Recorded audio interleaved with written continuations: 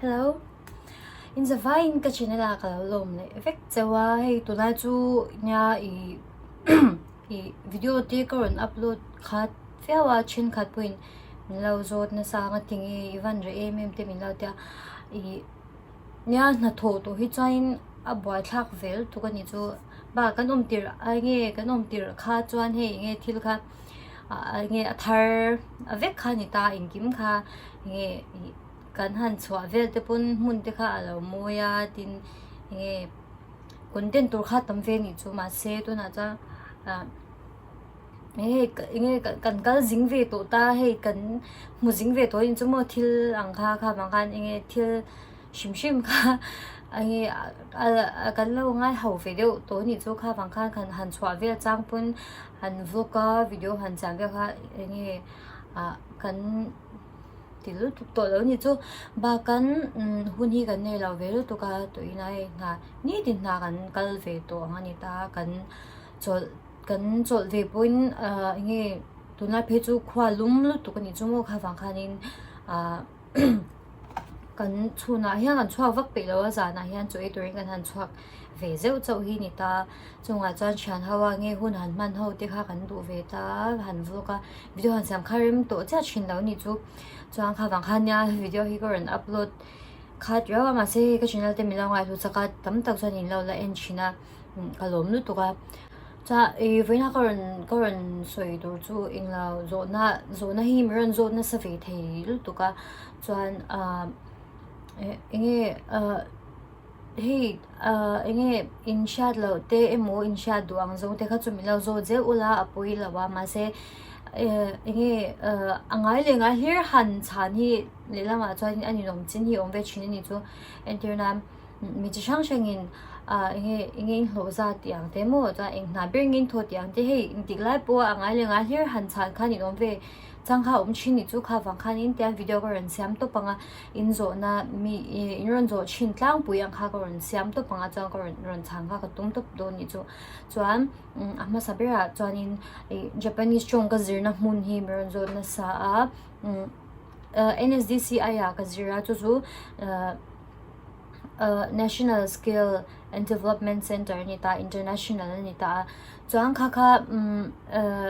Delhi ani ta mo chuan Delhi kan zir ta chuanin Delhi ti la o Gurgaon na Haryana ni ta chuan kha ke mana ka sha dan chu less day changin ani ta mo advertisement an ron chwa chang khan ka muwa chuan khata chang khanin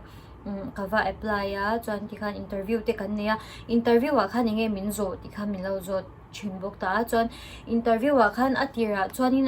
atlang puin he kan ven te kan khwa te chuan kan family background ang chi te mo chuan family background te min lo zo ta chuanin ka qualification te min lo zo ta chuan inga tinge Japan na ka thodu ti te min lo zo ta chuan inge Japan ka thodu Chhan te chuan Japan changin hole ta la inge ka tho chun zo mang ti te mo chuan Japan kuming jang nge na ka tho chak ti ang zong te tyang khameran zo chin ta ni chuan khang kha chu inge Chhan na zong kha chu ka soi vek chuang lo wanga Chhan chu nang mani mi zong in kan ti du Chhan te tyang kha reason kha ai nang lo chho wangin Chhan kha an lo chho wang khan kha chu ka Chhan na chu ka lo soi chuang lo ma se chu zo na min zo tlang pu ni ta chuan chu atira chuanin Japanese ne pokhani kanin bethaw ma se English vekin zo na min zo ta interview kan ya chuan ti khan kan lo thu Delhi a chuan kan zu zir ta chuan kan zir chung kha thlakwa nia mo thlakwa kan zira ke mani chuan kan hun lai khan tu na hianin anti dan te kha an lo ti dang lam ve to ta ma se khang zung kha kan va she ve vek te to kher chuang no ni chu Chhan chu kan chwa nuwa ke mani kha kan zir khan atira khan installment ati tur min ti ta ni chu ma se kan han zir khanin installment ngai lo in sarkari min tum sakta a thonin kan zir ta ni chu mo chuan engma pe alone rule ngai te kan nei lova chuan ti khan kan zir man te kan accommodation kan om na man zung kha free ni ta ni chu ma se tu na chuanin a free to lo te an lo ti le ta kha an ti dan te pon lo thlau ve to ni me the ka she lo ta mo kha zung kha chu kan va she ve vek to kher lo ta ni chu in she du ni kha chuanin enge NSDC kha Instagram la ma po khan omatin an mani biak po du na number te indu ni chuanin ka kha chu private kha ka lo shil me thei chawa chan chu social media heta hantar lan an mani biak na hantar lan chia mang kha chu arem chia big chang lawa kha kha indu ni chuang ke mang ka lo pi thei tho buk chawa chuang kham kha chu invasol ve mai to angamo an kal dan te kha tyang kha chu an pol inting enang an an galphung angani chu kha kha chu nang mani khan va inquire ve mai to ta ula a chan chu he mi zong zong ta na va zo a khadyang kha kan lo man to bi kher lo ta chuan adot le a chuanin NSDC kaludan o tihang kasoita chuan zirna danga umem ti khania zirna mun dang hi a ve nual chuan ka sha aizola te po khan to in ka sha a ma se khang zong zong kha he I nya soile soinu kan zirna ni lo chuanin kan sheve vek lo ni chu nihon edutech ti te khang noi khanin shalom ti te po min ka sha khang noi khanin a chen chun zir ta a chuan khai azirna zong zong kha ka va shevek big lamo private te pon nuala ni chu Japanese chong zirna tak kha chu ve cheu o chuan sense of exam nge di kha chu ka soi dong khanin ke mani kha chu free in kan zir wangin atlang pui thu in noi ni chang noi thum hi anjir ange anseng china ni chu private azir phe chuanin ato ve le deuta mo khang kha I ain ang lo ni chu shangin atlang pui noi kha ta jang lai thum in gar hi chong zirna khan an mang chin an seng chin chuan adot leya chuan chongzir nuwa kan dan tur kha ha ni le ta ni chuan kan chong kan zira chuan thlathum te angani chu mo thlathum kha N5 N4 N3 N2 N1 omani Japanese chong a hian level nga ta chuan N4 le N5 kha ke mania kha chuan pass ngai ti ni ta ni chuan SSW exam kan ti boka chu specified skill worker ni ta exam kha bok ta chu English le Japanese in exam kha omani chuan chu N5 le N4 kha tharuk chungin kan pass ta chuan SSW po kan pass bok ta ni ke mani chuan abak thlathum kha N3 zirnan N3 basic zirnan le interview na zon hun na tang khan min petani chu mo chuan tharuk kan zira mo chuan kan pass nu khan interview te min nei puita kan company NSDC khanin NSDC khan thopui shang an nei ta ni ke zenken ti te chuan nihon edutech ti te nen kha kan an thokho ta a chuan ke kan exam zo nu khan ke mani nihon edutech khanin nihon edutech noya changin ke mani chan na kan zo ni chu nihon edutech le NSDC khan thokho ta mo chuan ti khan NSDC aya chang khanin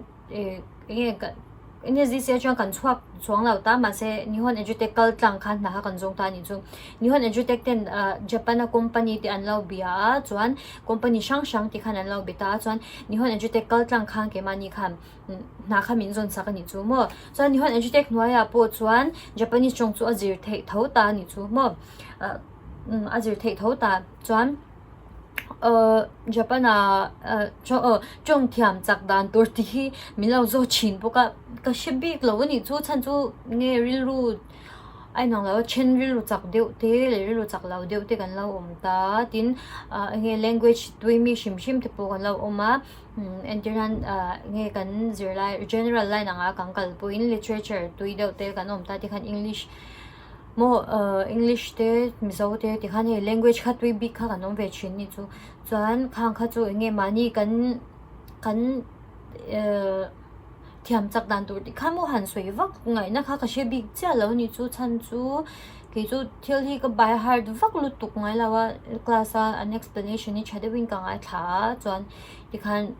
ka ho no te ke en vele thok thoka ka by hard chiam ngai lo ni chu kha wang khang ka she vak lu tuk lawa chen chu be ve fe ngai tin chin ta thil man har deu te tyang kha chu be ve fe ngai ti kha ka soi du boka Japanese chong hi har lu tuka har ani top main mo enge alphabet tam takan ne chuta kanji kan ti chuanin enge kha molte in tung khom ang chi mo khatiang tam lu tu ka umbok ta khang thong song kha sha tangai ta bukin chuan cha har lu tuk ti kha soidu boka chuan zir thar tur ten lo mani chuan har ti kha soidu ma se in man to chuanin ange he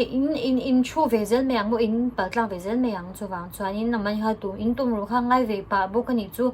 chuan han thiam chak dan tur vok chu ka shi chuang lo mo by heart mi kan oma tin understanding a kal te po nam ta ha chu kani nang lau ta a kha chu ka shevak lo mo chuan Japana in kan lo Chungchang hi ni ta tikhan kan zir zo kan hangkal ta chuan company hi ai nang lo ni chu tuna kan tho na te hi chuan in kanin luam an hi chan ve min tum saka chuan a chan ve ang kha kanin tum sak ta ma se mun chen khata chuan kan chan te Chiba te chuan Tokyo te po an om ta ni mo kan zir pui hau te ka kal ve tho kha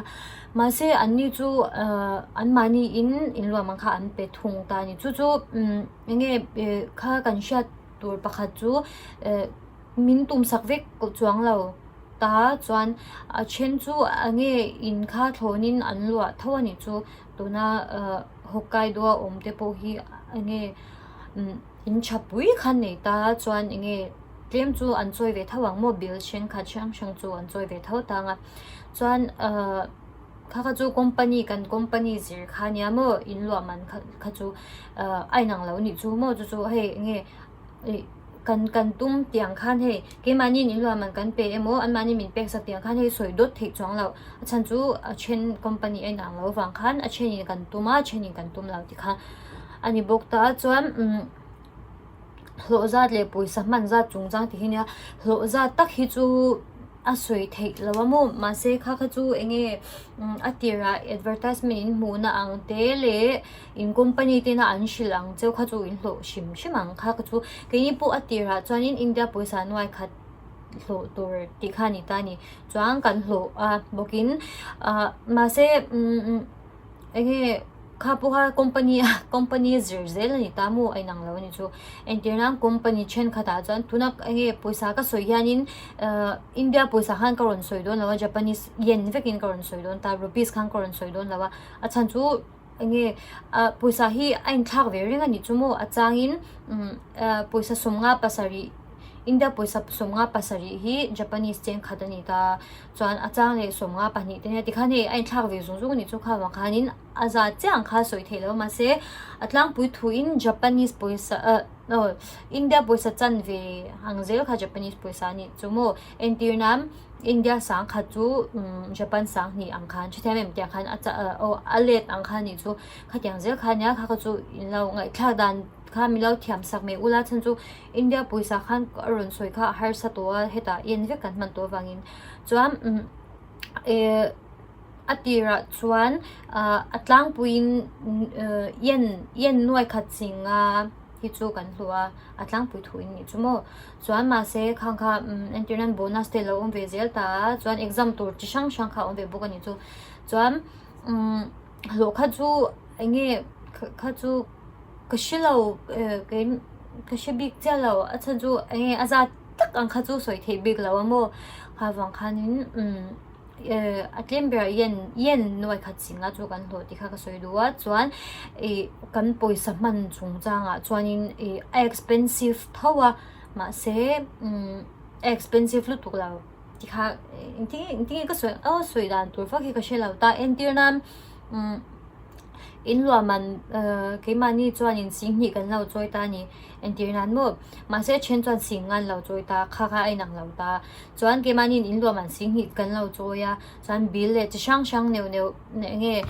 phone bill anga ya electric bill anga tui bill anga ya gas bill lo ngai ta ti khan bill chi sang kha lo om ve ta chuan tin insurance te kan pe ve bok ta tin pension kan pe boka tax kan pe boka ti khan chi sang kat kha tam ve ni chumo chuanin kami bill kan pe nu khanin internal bill kha singhi anga te lo khung tai la chuan in lo man nen ti khan singli lo ni ta chuan chungte kan lo thon ve ta mo chuan ti khan hei nuam tak kha kan la nei thei tho savings kan la nei thei tho ni chu wang chuan internal India poisa in savings sing thum ta chu thladin chu kan nei thei anga ni chithame chungte kan thona bill kan pek ba khan tin ange kan savings ti chuanin poisa kha chu hei koi mani man tur le kan savings kha kan da sang ta chumi nuwa ni chumo internal ni chu chuan chuan bill kha lo ni ta chuan in lo man lo ni bok ta chumi hnuah chuan savings kan nei thei a tin ke mani nuam tak kha kan la nei thei tho ti ani chumo chuan poisa hi hei helaya chuan in mo hei akal zung ni chumo man hi a ol sam to poisa hi a chan chu thil hi a tawa internet purun sen te po za thum te lo ni ta ti khan mo hei tàu đều ang khana lang thawa ma se I kan sha tur chu kan hlo tamma wangin he he lu tuk bik chuang lo kha chu nuam tak kha kan nei thei tho ni chumo chuan thei za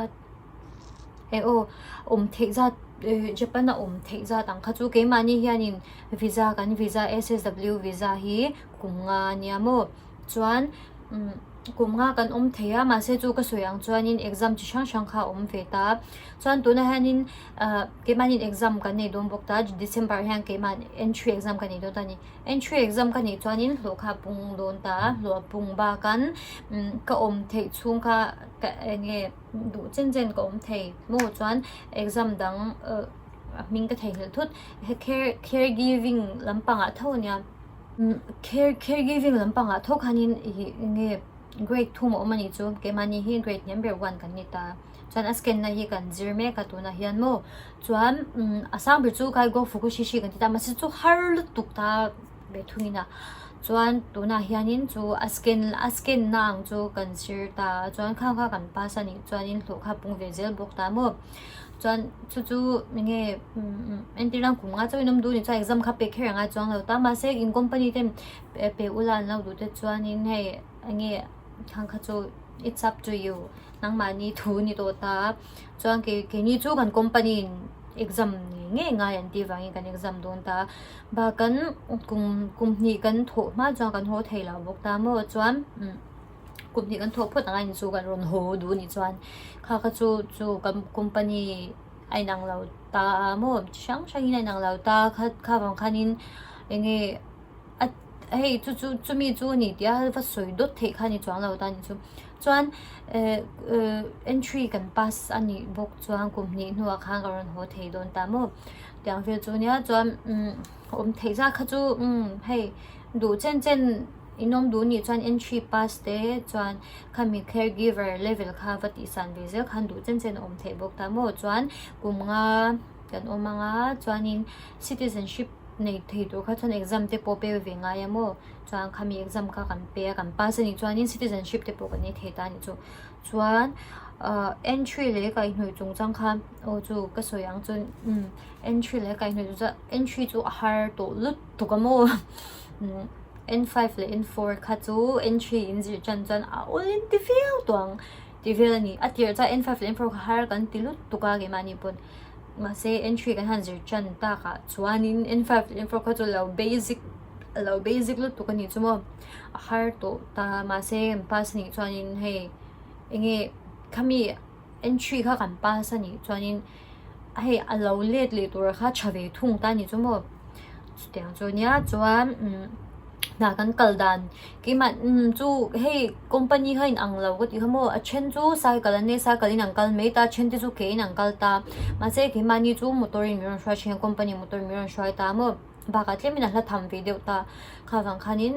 motor in ron shwa ya chuan motor min thari tlap china internet morning tour te evening tour te night tour te ang khati khan a shani mi ron shwa ve ka ni chu ke mani chu mo chuan chu mi chu min shwa na man om lawa thonin min shwa bo ka ni chu chuan kan na tho tlang pui hi entirnan ima chu nurse kanya India nurse kanya ma se ka license kha India chau ka mang theini chu thithame a chan chu ka nursing license kha India ni wangin heta Japan a hang ka mang ve mo thela nursing license kha ramdanga po ni thawa US sakal tur te point ai enge IELTS te pon exam chin ang kha mo khang te ang khani na ni ve me an hei khami nursing license cover ne ngai ni chu ma se ramdang hi chu ka shilawa ramdang a hian in nurse pa ngai na an thok nge thoklo chu ka shi chiang che big lo mo ma se Japan a chuan nurse na India nurse na kan thonga kan thok lawa chuan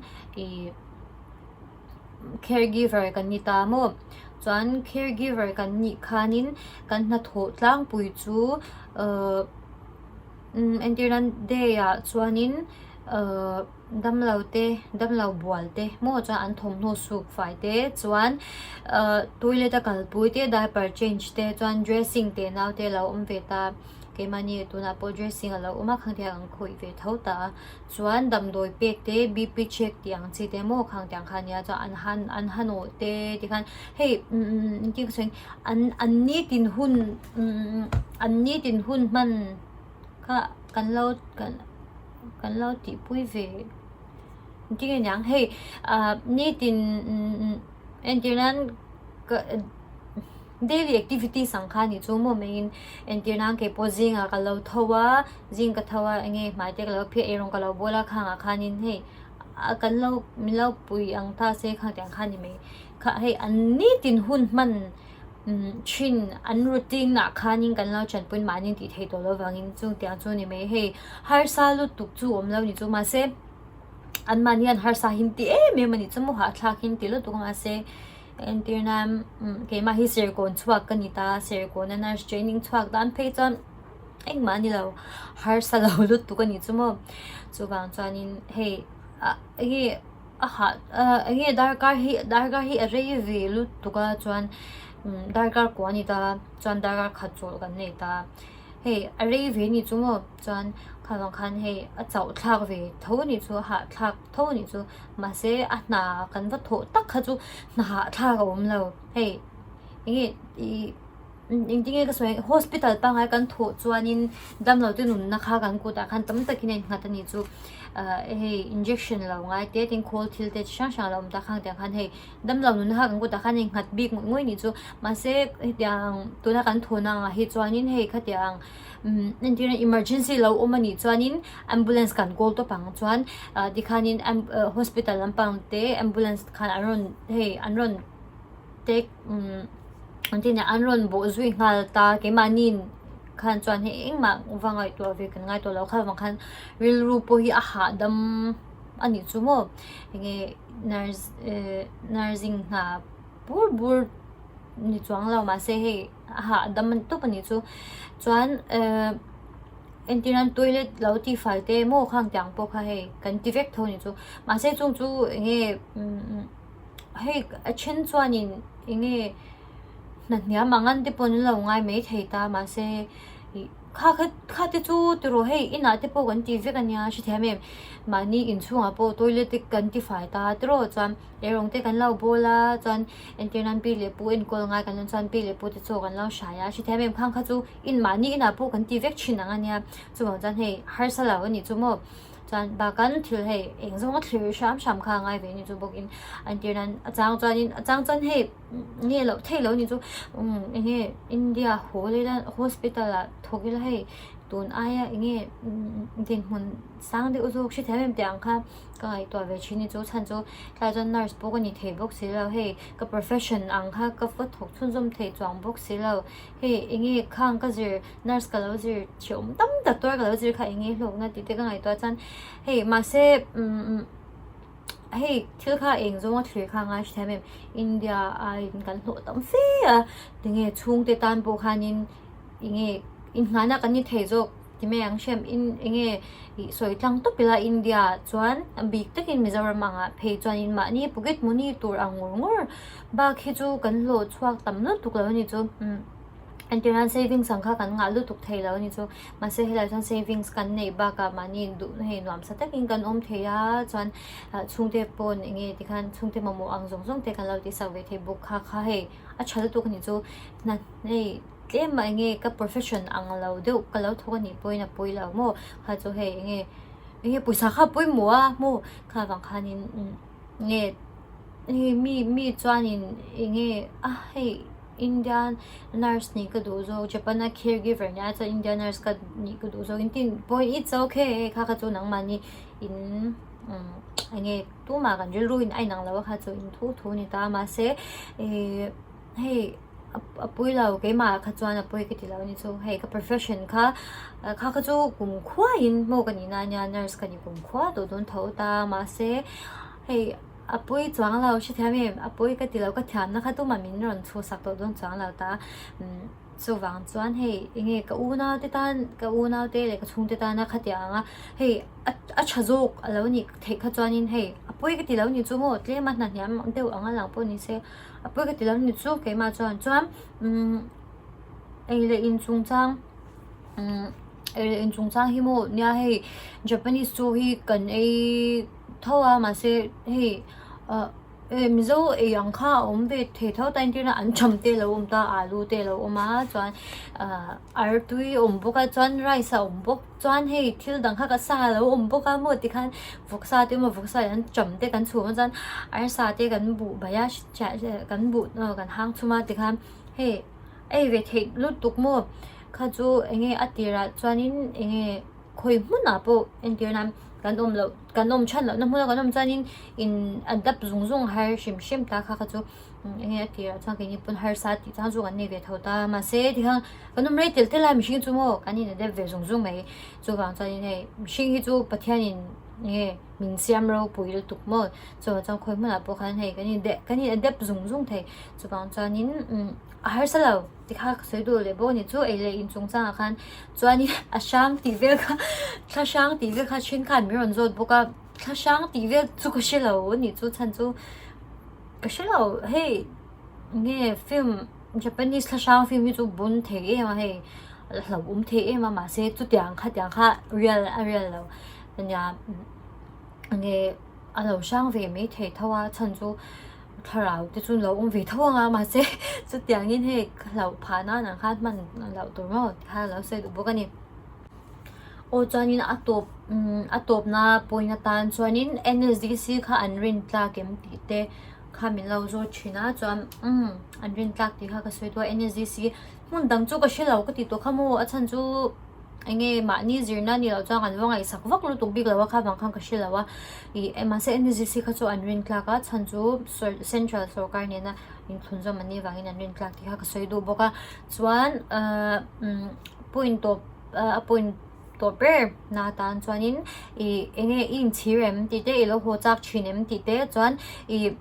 khatom kha I achai ni shaim ti kha I point kha dangin kalau chang I a cha ka tia ke ma chuan in ka in chir lawa chuan ho chak chang chu om lo thei lawa a chan chu lung te po hi leng ve thin tho ni chu mo nge chung te ngai chang te endiran chaw to king kan lo huwa manin in e rong bo chu pa lo nga ya ti khan he a chang chuan mani ina umila he chung te khazar hoi ti ang khat chak chang kha chu om lo thei lo ni chu ma se are velevat me je kha ka chu mo a chan chu nge chung te bula oma he nom sata ka baga khanin he thil ngai to tur kha tam ve to ni chu baga tian he kan la upa ve tel tila thil ngai to tur kha tam lu tu ni chu endir nam he nom sak kri ngot tang kha ngai to the ton be lo ni chu mo chu ma chanin a shom chang chu oma har sa chang oma ho chak chang oma ma se atlang pui be a chang ho chak shan chang la chuan ka ho chak lawa ka in chir lawa chuan I nge a cha ka ti Japan kher ni lawin ramdang na to hi cha ka ti mani nge thil experience tan a chat mai ba ka khanin nge ril ru kha nge kan nge Mizoram a ngot a chuan ta Japan a kom nuwa ka thil clear na Zawh tin ka future ta na ka thil ngai to mo khang kha ai apui tham to zo ka ni chu she thiam